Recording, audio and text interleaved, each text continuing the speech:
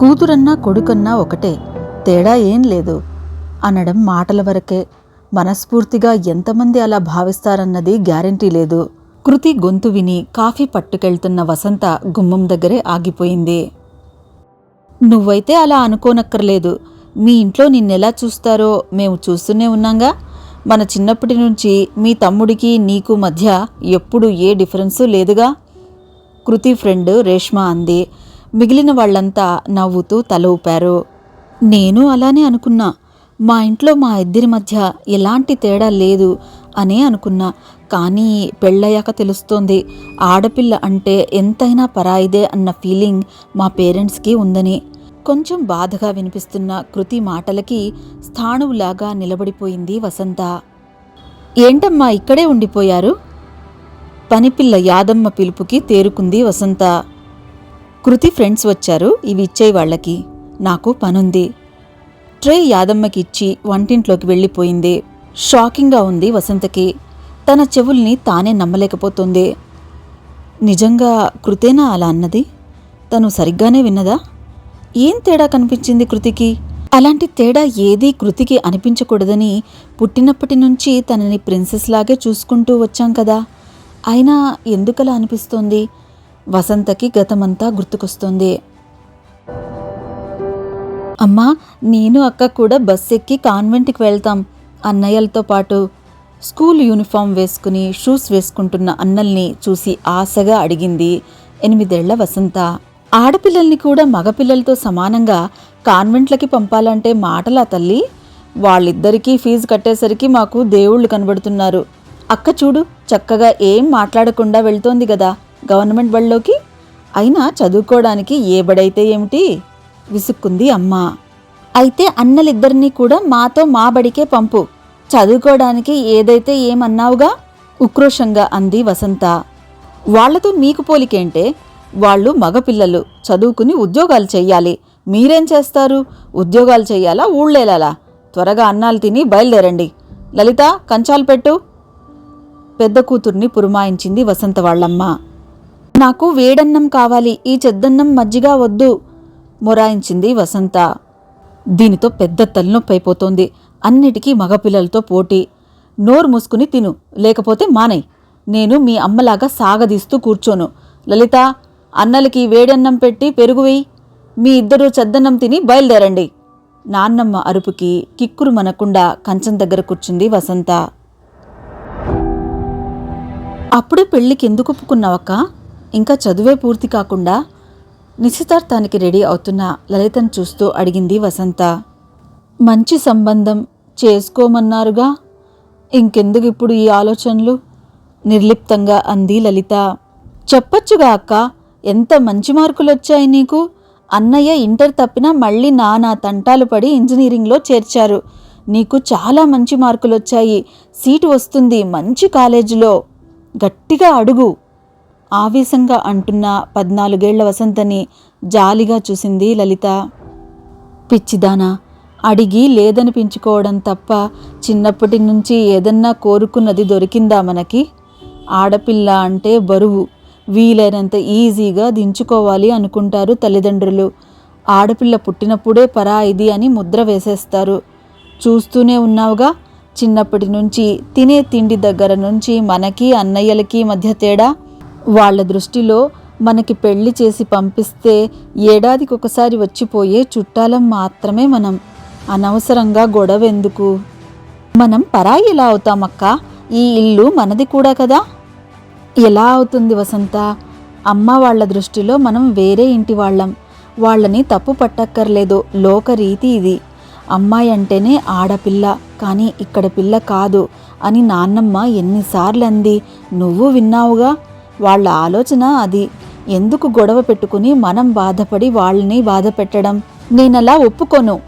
ఉక్రోషంగా అంటున్న వసంతని చూసి నవ్వొచ్చింది లలితకి. సరే, ఒప్పుకోకు. రేపు నీకు పెళ్ళై పిల్లలు పుట్టాక నువ్వన్నట్టే పెంచి చూపించు. సరదాగానే లలిత అన్నా ఆ మాటలు ముద్రపడిపోయాయి వసంత మనసులో. నీకేదన్నా గిఫ్ట్ ఇవ్వాలని ఉంది, ఏమివ్వాలో తెలియట్లేదు. అందుకే నిన్నే అడిగేస్తున్నా. నీకేమివ్వమంటావు? 9వ నెల గర్భంతో భారంగా కనిపిస్తున్న వసంతని ప్రేమగా చూస్తూ అడిగాడు రమేష్. నాకేం కావాలండి? అడగకుండానే అన్నీ అమర్చే భర్త, అర్థం చేసుకునే అత్తగారిల్లు రెండూ దేవుడే ఇచ్చాడు. అయినా సడన్గా గిఫ్ట్ ఇవ్వాలనే కోరికేమిటి? నవ్వుతూ అడిగింది భర్తని వసంత. నువ్వు నాకు ఎంత అమూల్యమైన గిఫ్ట్ ఇవ్వబోతున్నావు? నేనేమిచ్చినా దాని ముందు తక్కువే. అయినా సరే ఏదన్నా ఇవ్వాలి అనిపిస్తోంది. ప్లీజ్ ఏం కావాలో చెప్పవా? గడ్డం పట్టుకుని బతిమాలుకున్నాడు రమేష్. అయితే నాకో మాట కావాలి, ఇస్తారా? చెప్పు, ఏం కావాలో. పుట్టేది ఎవరో తెలీదు కానీ అమ్మాయి పుడితే తనని ఏ రకంగానూ తక్కువగా చూడనని మాట ఇవ్వండి. తనకి అన్నింటిలో అన్ని రకాలుగా సమాన హక్కు ఉండాలి. ఎప్పుడూ తన మీద వివక్ష చూపించకూడదు. అలా అని మాట ఇవ్వండి. చెయ్యి జాపింది వసంత. ఏంటిది వసు? అసలు ఎందుకలా చేస్తాం? నువ్వు ప్రత్యేకించి అడిగి మాట తీసుకోవాలా? మనకి అమ్మాయి పుడితే అంతకన్నా కావాల్సిందేముంది? మేం ముగ్గురము మగపిల్లలమే, అన్నయ్యలిద్దరికీ మళ్ళీ మగపిల్లలే. చిరాకెత్తిపోయి ఉన్నాం.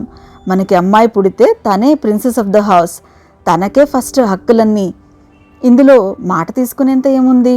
నవ్వొచ్చింది రమేష్కి. మీకు తెలియదు మా ఇంట్లో ఎలా ఉండేదో. నేను అక్క ఎలాంటి సిచ్యువేషన్స్ ఫేస్ చేశామో. పుట్టింటి విషయాలు బయట పెట్టుకోవడం ఇష్టం లేక నేనెప్పుడూ చెప్పలేదు. మా ఇంట్లో మేమెప్పుడు సెకండ్ క్లాస్ సిటిజన్సే. మగపిల్లలకు కాన్వెంట్ చదువులు, హై లెవెల్ కోచింగులు, ఆడపిల్లలకు అత్తెసరు చదువులు. వాళ్ళకి ప్రతి పండగకి బట్టలు, మాకు ఏడాదికి 3 జతలు. నా ఈ డిగ్రీ పూర్తి చేయడానికి ఇంట్లో 3వ ప్రపంచ యుద్ధం చేయాల్సి వచ్చిందంటే నమ్ముతారా మీరు? ఒకవేళ మా అమ్మ నాన్న కాస్త మెత్తపడ్డా మా నాన్నమ్మ అస్సలు ఊరుకునేది కాదు. ఆడపిల్ల అంటే అక్కర్లేని ఖర్చుగా ఫీల్ అయ్యేది. అంతెందుకు, మొన్నీ మధ్యనే మా ఇల్లు అమ్మారు. మా ఇద్దరికీ ఒక్క మాట కూడా చెప్పలేదు. నాకు అక్కకి ఎంత బాధ అనిపించిందో. చెప్పలేదేం అని అడిగితే మా ఇల్లు మా ఇష్టం, మీకు పెళ్లి చేసి పంపేశాంగా, మీకేం హక్కు లేదింకా అన్నాడు అన్నయ్య. ఆస్తిలో హక్కు కోసం కాదు అడిగింది.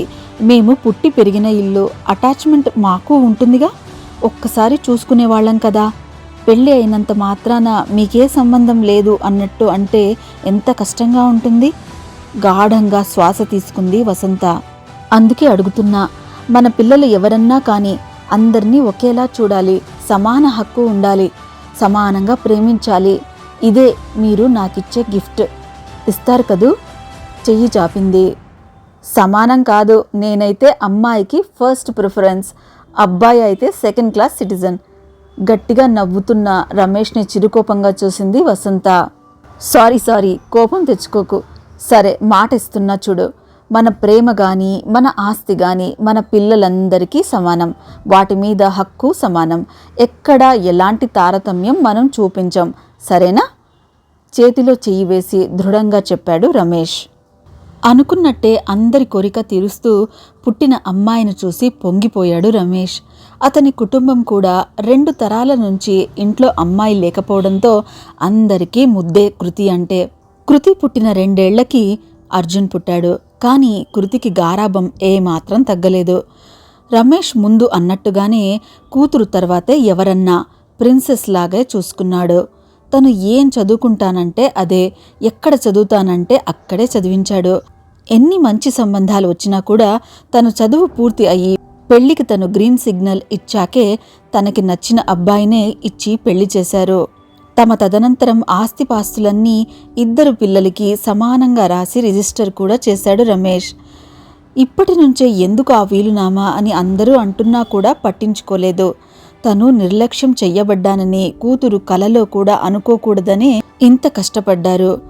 అయినా కృతికి అలా అనిపిస్తోందంటే ఎక్కడ జరిగింది తప్పు? రమేష్ వింటే అసలు తట్టుకోగలడా?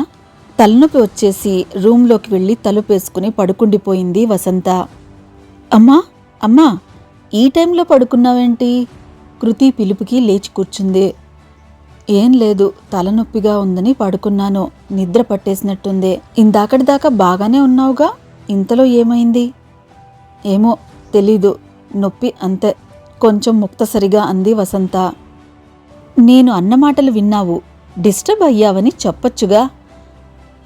అవును, నేనేం చెప్తున్నానో పూర్తిగా వినాలిగా, మధ్యలోనే వెళ్ళిపోయావే? నవ్వుతూ అంటున్న కృతిని చూసి కోపం వచ్చింది వసంతకి. నేను వినాలని మాట్లాడావా ఆ మాటలన్నీ? ఎందుకు? ఎప్పుడైనా నీకేదన్నా తక్కువ చేశామా? ఇందాకటి నుంచి ఎంత ఆలోచించినా నాకు గుర్తు రావట్లేదు మా తప్పేమిటో. మీ ఇద్దరికీ ఏదన్నా సమానంగా ఇవ్వాలని మా తపన. అలానే ఇచ్చామనే అనుకున్నాం. అయినా నీకు ఏదో తక్కువైనట్లు అనిపిస్తోందని తెలిసాక నాకు తట్టుకోవడం కష్టంగానే ఉంది, బాధగా అంది వసంత. నాకు తక్కువ చేశారని నేను అన్నానా అమ్మా? నిజానికి ఇద్దరిలోకి నాకే ఎక్కువ చేశారు మీరు. ఏ డిమాండ్ అయినా చిన్నప్పటి నుంచి ముందు నాదే తీర్చారుగా. ఎలా అంటానలా? మరి నువ్వు అన్నదేమిటి? పెళ్ళయ్యాక తెలుస్తోంది ఇద్దరం సమానం కాదని, నిన్ను పరాయి పిల్లగా అనుకుంటున్నామని అనేగా. ఎందుకలా అనిపించింది? నీ పెళ్ళైన ఈ 10 ఏళ్లలో ఇప్పటికీ ఏ పండగైనా ఫంక్షన్ అయినా ముందు నీకు చెప్పాకే తమ్ముడికి ఫోన్ చేసి చెప్తాను. ఈ ఇల్లు, మా మిగిలిన ఆస్తులు అన్నీ మీ ఇద్దరికీ సమానంగా రాసేశాం. ఎక్కడ నీ హక్కుకి భంగం కలుగుతుందో అని నీకన్నా కూడా ఎక్కువగా నేను, మీ నాన్న ఆలోచిస్తాం. చెప్పుకుపోతున్న వసంత చెయ్యి పట్టుకు ఆపింది.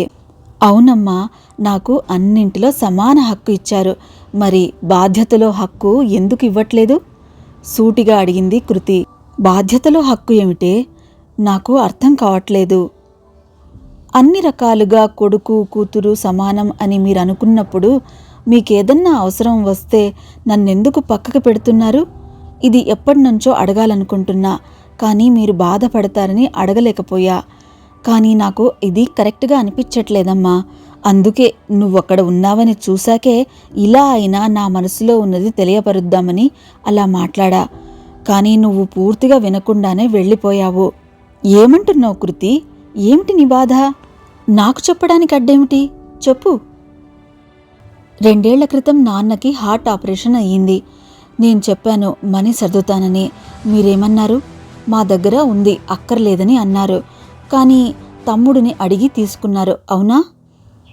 లాస్ట్ ఇయర్ నువ్వు పడిపోయావు. 4 నెలలు రెస్ట్ అంటే నేను ఎంత బతిమాలాను నా దగ్గర వచ్చి ఉండమని. కాదు అని తమ్ముడి దగ్గరికి వెళ్లారు. చంటి పిల్లతో ఉంది నీ కోడలు. ఆ అమ్మాయికి ప్రాబ్లం అవ్వదా? నా పిల్లలంటే పెద్దవాళ్ళయ్యారు. నా దగ్గరికి రావడానికి మీకేమిటి ప్రాబ్లం? ఇలాంటివి చాలాసార్లే జరిగాయి. నాకు అవసరమైనప్పుడు నా హక్కుగా మిమ్మల్ని ఎన్నిసార్లు పిలిచాను? మీకు అవసరం ఉన్నప్పుడు నేను చూసుకుంటానంటే ఎందుకు ఒప్పుకోరు?